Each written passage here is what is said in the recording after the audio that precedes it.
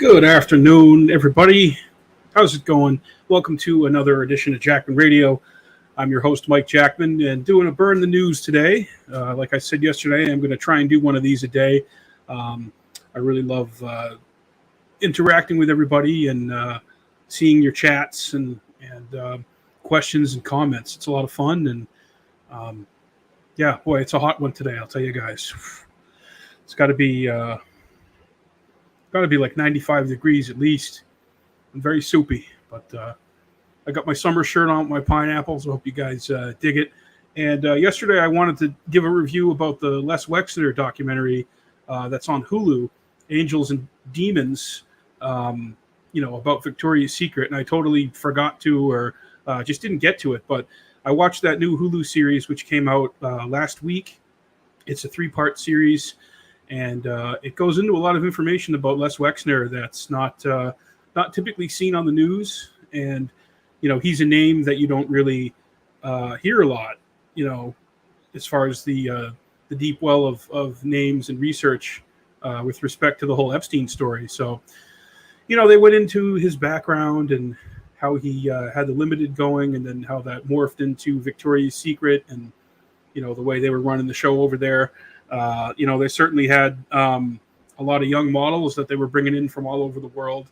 And they mentioned in the documentary, spoiler alert, that Jean-Luc Brunel was part of that. And we know what happened to him recently. So I thought it was great to see names like Jean-Luc Brunel, of course, Ghislaine Maxwell, Robert Maxwell, mentioned in this 3-part documentary. I would say the second part, and really most of the third part is really where it gets into a lot of the information about, Wexner's connections with Epstein. And they spend a good chunk of one of the episodes actually going over Maria Farmer's story. Maria doesn't appear in the documentary, but it does cover her story a lot. So I would definitely be interested to get her thoughts on that. We had her on Jackman Radio, I think last year or earlier this year, not too long ago, but if you want to go back and check that episode out, that was a great chat that we had with Maria. Let's see if we got some good chat here from Shannon Lee. Hey, Shannon, nice to see you. Thanks for joining us today. It's super icky down here in Florida. Nice pineapples. Well, thank you very much. I'm glad you like the shirt. I can only imagine how hot it is in Florida. I've visited the Sunshine State a few times in my life, and I enjoyed going there. But I have to say, as a New Englander and somebody with Canadian heritage, I enjoy the cold a lot more, and I do well in colder climates. Although winter in New Hampshire can be pretty brutal. It's basically the better part of 6 months.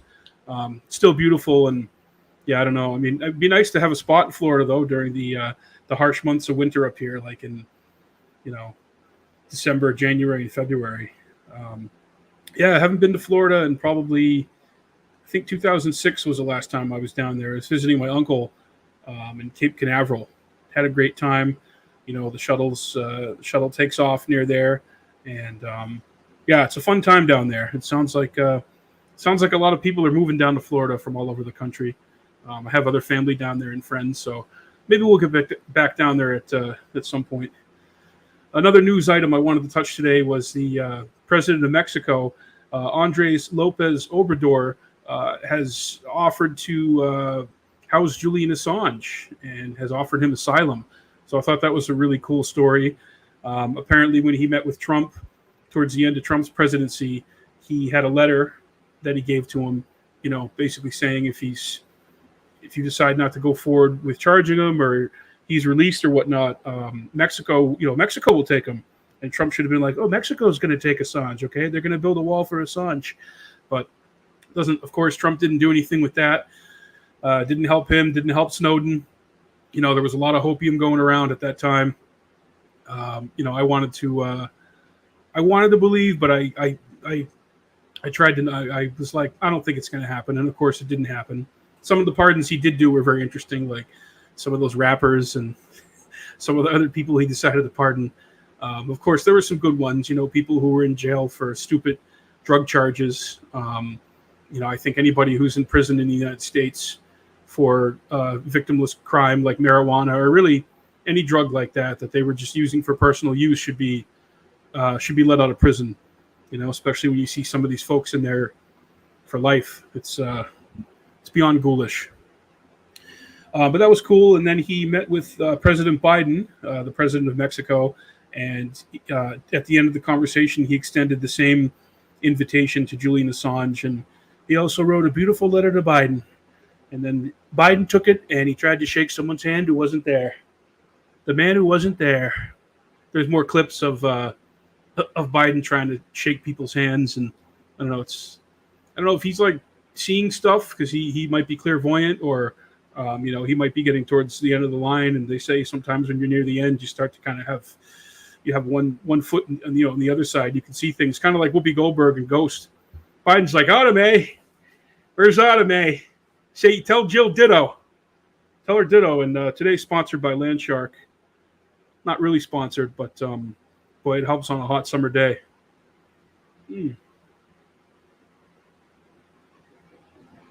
So we're pushing towards 3,000 subs here on our Jack and Radio YouTube. We'd love to get it up to 3,000. So anybody watching, if you want to like, subscribe, share it, ding the notification bell.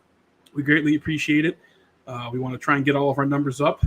So we're trying to hustle here on YouTube, and we're looking to other platforms. We're looking into doing possibly a Rockfin or an Odyssey, just so we can have some backup. And but yeah, the latest with Assange, he's appealing because they did over in England, they did rule that he could be extradited to the United States to face charges. And of course, he's looking at, I think, 18 counts, espionage, military secrets, the cables, and the claim from the United States government and people in the media who want his head. They're saying that the stuff that was released,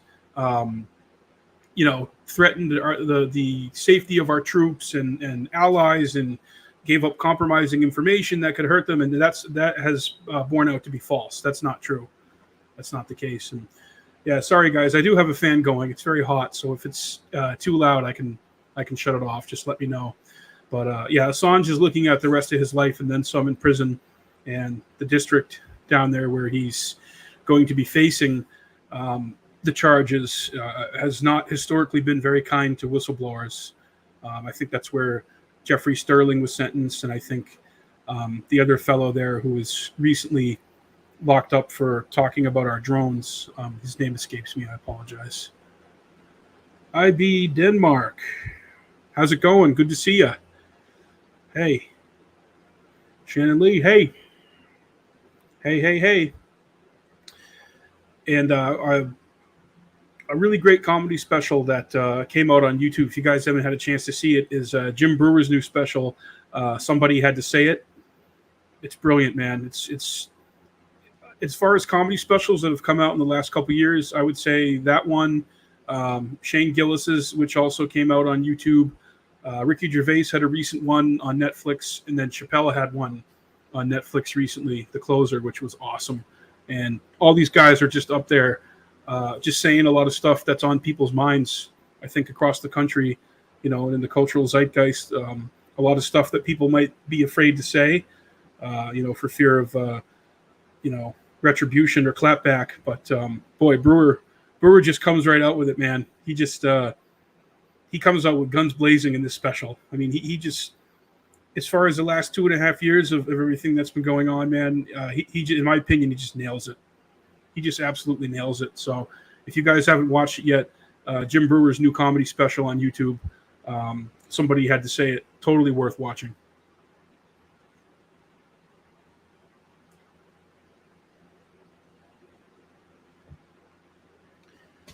Another great film I was able to watch recently was a music documentary about Frank Zappa. Man, that guy was ahead of his time. It's directed by Alex Winter from Bill and Ted. He plays Bill, the blonde one, in the Bill and Ted films. And Alex Winter's become quite a filmmaker and documentary filmmaker. And he made this flick Zappa.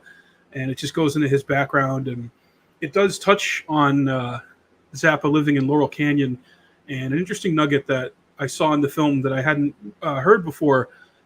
There's one part where they're interviewing Frank Zappa's widow, who has also since passed. I think she passed a couple years ago, and she recalls a time when they were living in Laurel Canyon, and she was in her bedroom in the morning, and there was a trail that was near the property where she lived and other properties in Laurel Canyon, and she saw all these young, kind of tweaked out, hippie-ish type people running around and making noise, and she could see their legs and their feet, from her window. So they had this trail right near her house, and it turns out it was the Charles Manson and the Manson family.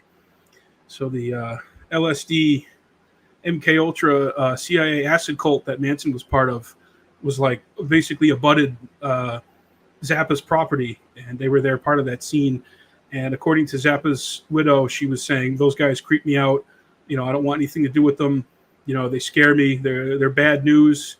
And they're behaving even more out there than your average hippie or Laurel Canyon acolyte at that time," which is a really interesting scene. And I know we've talked about some of the research about the acts that came out of Laurel Canyon, and a lot of these young musicians who seemingly came out of nowhere had parents who were either in the military intelligence, part of like defense contractors, these corporations that had, all these ties to the government. And Zappa was pretty candid about his father's work for a big, basically it was a weaponized gas company, and they created, gas weapons and weaponry for war, and did studies on that. And part of Zappa's upbringing was he had these gas masks in his house, and just all this really weird, interesting stuff from his background. So it almost seems like in Zappa's case, he kind of revolted against a lot of those ideas of militarism and being part of the system. And if you look at his whole career, he really was always against, the music industry, and he never really sought to have a hit record or create like a hit song. He did have a couple. He had that one in the early 80s with his daughter, Valley Girls, which was that was a pretty ubiquitous track back then. But I've never dug too much into Zappa's music, and I think it's a documentary worth watching, if you're someone who's into music or into researching, the Laurel Canyon scene, or some of the history of the 1960s and, the LSD being dispensed out there in California, and how it got there, and what the effects were. So that's interesting stuff, And speaking of that scene, I did get a chance about 10 days ago to go see Brian Wilson, one of the founders of the Beach Boys, performing with another Beach Boy, Al Jardine. And they did a concert down in Massachusetts with the band Chicago. And it was a great show. I mean, they played Chicago, was the headliner. Brian Wilson opened up with his fantastic band, and they did all the Beach Boys hits. It's a great time, really great to be outside and see some live music. And after they played, Chicago came on, and they just blew the roof off the place. I mean, just talk about hit after hit. So even songs that I knew the song, but I was like, oh, this is by Chicago? This isn't like the Doobie Brothers or one of those other bands, one of those yacht rock type bands, late 70s, early 80s, but lots of hits, and we had really great seats, so I was excited to have those seats, and we got to go with Eric, and it was a great show. But yeah, certainly Brian Wilson and the Beach Boys were part of the Laurel Canyon scene. Excuse me, and more so Dennis Wilson was connected to Charles Manson. The Manson family actually decided to Charles Manson was a musician, and he wanted to get a record contract, and he wanted to try and get his music to the Beach Boys and to record it. And he showed up with the family to Dennis Wilson's house and just kind of decided that he was going to move in and kind of take over the scene. So that's a really interesting story. Tom O'Neill, the author, talks a lot about that in his book Chaos, which is all about the Manson family that he spent over 20 years researching, and Manson's connections with the music industry, intelligence agencies, and MK Ultra and the government. So there's an interesting story there. That's definitely a book that's that's worth reading. So it's interesting because a lot of these bands I grew up listening to and really liked, but when you see some of the research about the connections and who was around them, and it's interesting. I don't know what to make. I don't know quite what to make of it. Some researchers think that a lot of the '60s scene, like the Grateful Dead, Buffalo Springfield, bands like that from the Laurel Canyon scene were used or co-opted to try and get people to create a certain mindset and act a certain way, and to be corralled and controlled. And in a conversation I had with Stephen Kinzer, who wrote the book Poisoner in Chief, which is about Dr. Sidney Gottlieb, who was in charge of the MK Ultra mind control program at the CIA. He tends to think that it actually backfired on them, trying to use LSD to control people. He thinks the opposite happened, and they inadvertently led to the revolution of the mind that happened. So I'd like to have Kinzer on again to talk about that. It's a fascinating subject. But that was a great concert, and definitely want to try to make it to some more of those when they come around. And last night I checked out a new podcast Andrew Yang's doing called The Forward Podcast, which he's at Jackman Radio. He was a guest on our show back in 2019. We actually had him on the week that he did Joe Rogan, just like I think 5 days before he went on Joe Rogan. And that was cool to sit down and chat with him. But he's since left the Democratic Party because he saw how corrupt it was, how unfair, how they treat any kind of candidate who's a little bit out of line from what their talking points are and what the mainstream determines and dictates.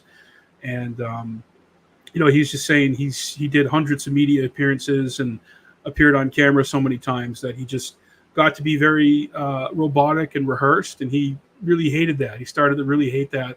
And if you listen to his Forward podcast, he had a great conversation with the comedian Shane Gillis, and he had on Jesse Ventura, and they sat down and had an awesome hour-long conversation all about the idea of third parties. So it was really inspiring to see that. It's a great conversation. I haven't looked too much into Andrew's Yang Forward Party and who's funding that or what's involved, but I'm definitely very interested in what he's doing. And I'm going to look into that more, and maybe we can invite him back on to discuss that, because he was looking at some of the statistics and the numbers of how many people vote and participate here in the United States. And there's a large amount of the country that doesn't vote, and they're disgusted by the two-party duopoly and the two-party system that we have in this country that's really not done a lot of great things for us in I would argue the last 40 years. I mean, it's just gridlock, it's fighting, it's corporate control, it's control from the Pentagon, a closeness with the media, and it's benefited a few people, and it's screwed over the rest of the country. So there's a lot of people here in the country who are they're not involved. They don't want to participate. They don't believe in it. And, I can totally understand that. A lot of people feel like their vote doesn't count, doesn't matter or mean anything. So they're just going to stay home out of it.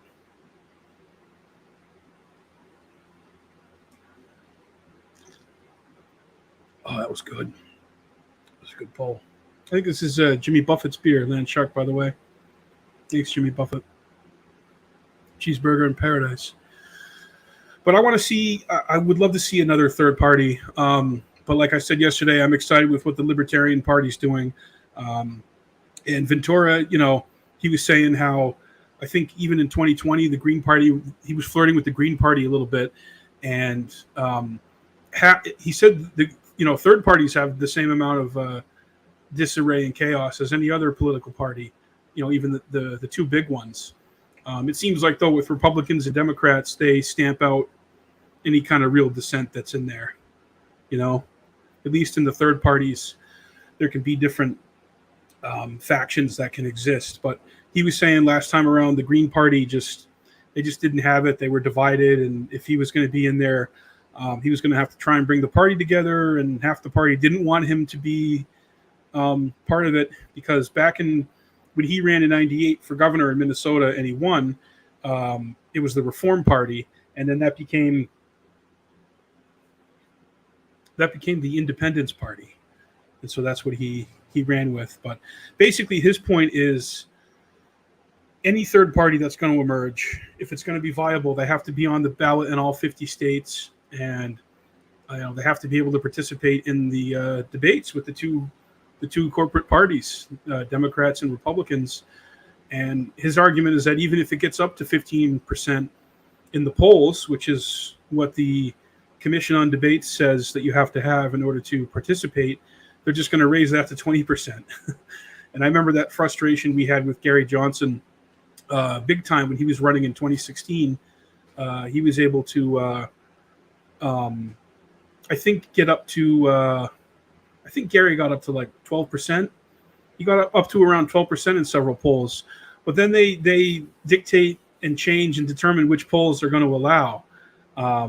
So it's, that's part of it.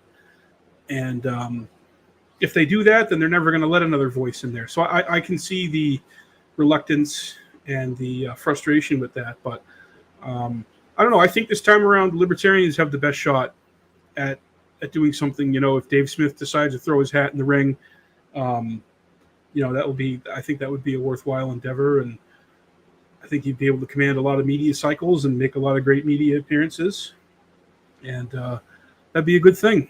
So let's see if we have any chats here. Alexander Emilionov. What is up? Yeah, the opposite of down is up, Alexander. And you can't tell me otherwise because I was a Navy SEAL. I know about these things, okay? I've been on so many ops with Dick Marcinko, it would make the hair stand up on the back of your head. Ventura's looking good too, man. He's looking like he's been working out. He's sun-kissed. He's living down in the Baja, an hour from pavement and electricity. I'm completely off the grid now.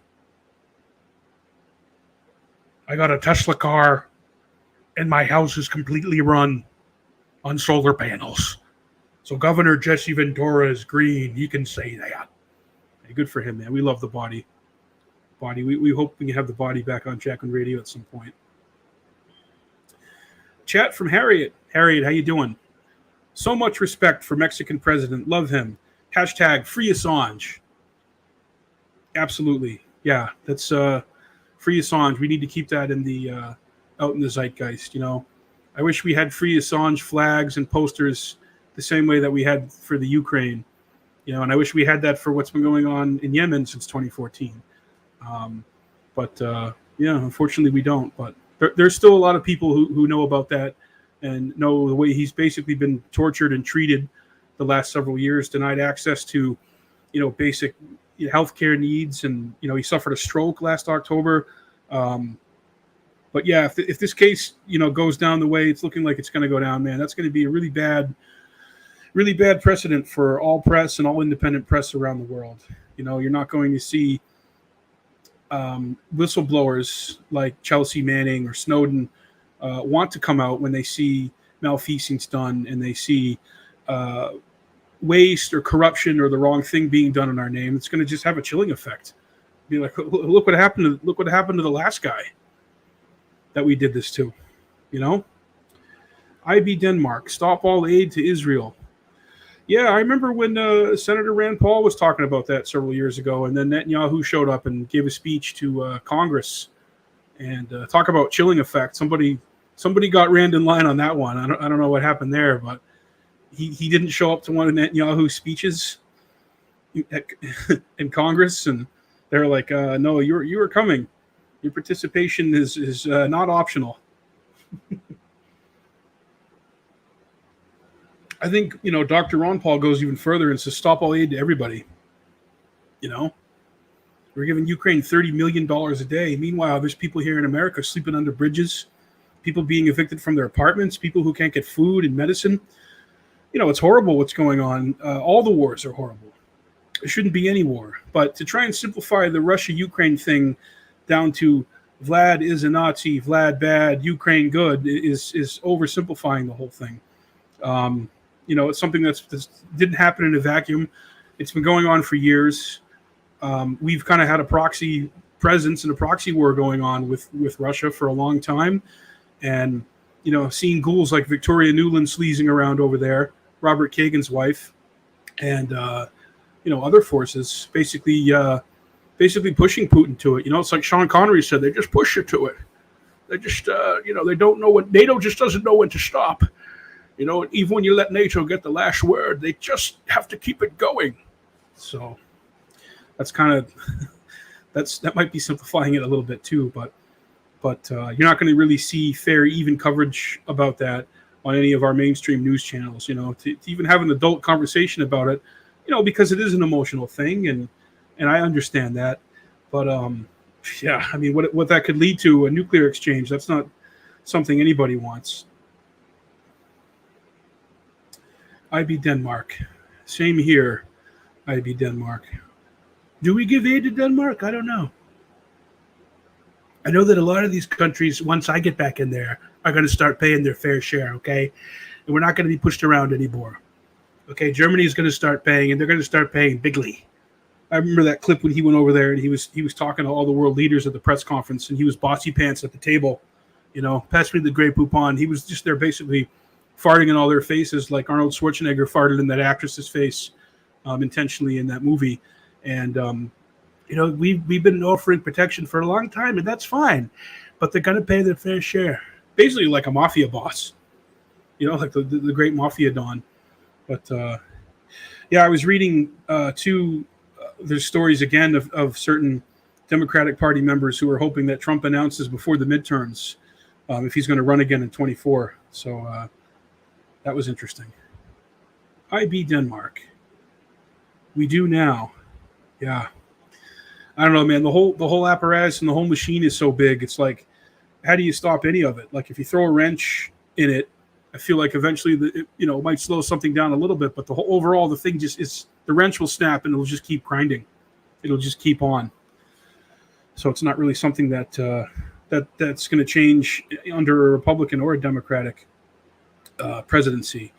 But certainly, I think if the king gets back in there, he's going to try and fulfill certain things that he wasn't able to do during his first term. And I mean, I think we'll see him be really, really unhinged and off the rocker, and really just knowing, that he's not going to be up for re-election again. So, he'll want to really bring the fire and the chaos.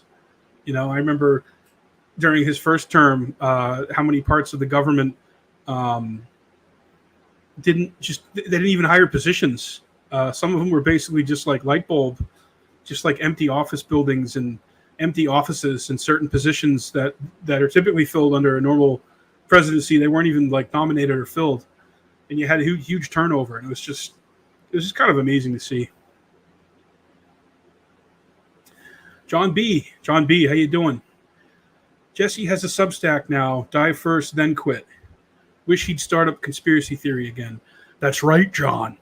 It's an old Navy SEAL saying, die first, then quit. You know why they say that? Because I ain't going to stop talking until I'm dead. I just hit my 70. I've been around the sun 71 times, John. I've seen a lot of shit. I fought Vince McMahon. I was a Navy SEAL, and I fought the Predator. I didn't beat the Predator, but I came pretty damn close. And if you gave me a rematch, I bet I could beat him and make him spit that green stuff out of his face and blow up. The body's on Substack, and him and his awesome son Tyrell have some great articles and pictures and podcasts and interviews and stuff. They do great work, man. Support the body. Check out his Substack, and we're also on Substack as well, Jackman Radio. I've got, in the last couple of weeks, I've written about, I think, 4 articles talking about the 2004 election and how that was really when I decided that I didn't want to be a part of either party. I guess I considered myself a Democrat in 2003, 2004. You have to forgive me. I was like 17, 18 years old. I was a big Kerry supporter, thought that if he got in there against Bush, he was going to end the Iraq War. How mistaken I was. But yeah, so I wrote an article just about that and about RFK Jr.'s really interesting Rolling Stone piece that came out in 2005 or 6 about the '04 election and a lot of the irregularities. There was a time where we could talk about election fraud and election theft. I really do think there's a case to be made for 2000 with Florida and certainly 2004 in Ohio. I mean, there's just so much information. We could do a whole other podcast just talking about that. But, in Ohio, you have a guy, Kenneth Blackwell, who was a co-chair on Bush's re-election campaign in '04, was also the Secretary of the State in Ohio. So his job was to certify the election and make sure that the votes were counted. And you just see through all this really great research, that's out there, that he was involved in the machines that were tabulating and looking at the votes in real time, and they had the technology to alter the count. Hacking Democracy is a great documentary that kind of came out around that time with Bev Harris that shows all the ways that things can be rigged or stolen or padded. And it's not a new thing. It's not unique to 2020 and, what happened with 2020. I honestly haven't done a ton of research into 2020. I just, since 2004, the election fraud issue, I've always felt it's an important one, and there's basic things you can do with election fraud. Obviously, you need to have proper identification. I think a paper trail, a verifiable paper trail, is a great way to start. Don't just let it be on machines. One of the big issues in Ohio in '04 was Diebold was involved in, I think, 3 big counties in Ohio, and there were huge irregularities, huge lines, people having to wait in line for 12 hours just to cast a vote. And you look at, in the 88 counties in Ohio where that was done, and it all benefited the Republicans. So a lot of the stuff that went on with Blackwell and Karl Rove and that effort there, I wrote a Substack article about that called Tell Me About Ohio. And I also kind of dug into Michael Connell, who was a GOP IT guy who built George W. Bush's campaign website. He did work for John McCain. He was close with Karl Rove and had a private email server for Karl Rove. Talk about emails, okay? Talk about emails being acid washed. What Karl Rove did with his emails and the Republicans there, that was disgusting. A lot of people don't really talk about that. But that's certainly all there. And I have an article up about, January 6th and what Liz Cheney's doing with the committee. So let me put the link up here for our Substack. Yeah, we put that in the comments too. So yeah, I'm trying to do some more writing and do, one stream a day and get the information out there and stories of that I care about or in my opinion are important that you might not see in other places. So yeah, guys, if you like all of our stuff, be sure to like this video, subscribe to Jackman Radio here on YouTube, share the links, hit that reminder bell, and we'll be able to connect more and do more of these stories. So let's see if I have any more of these chats here. I do have to kind of cut out a little earlier here today. But I think that's about it, and really appreciate everybody listening and all your support, and we will see you tomorrow.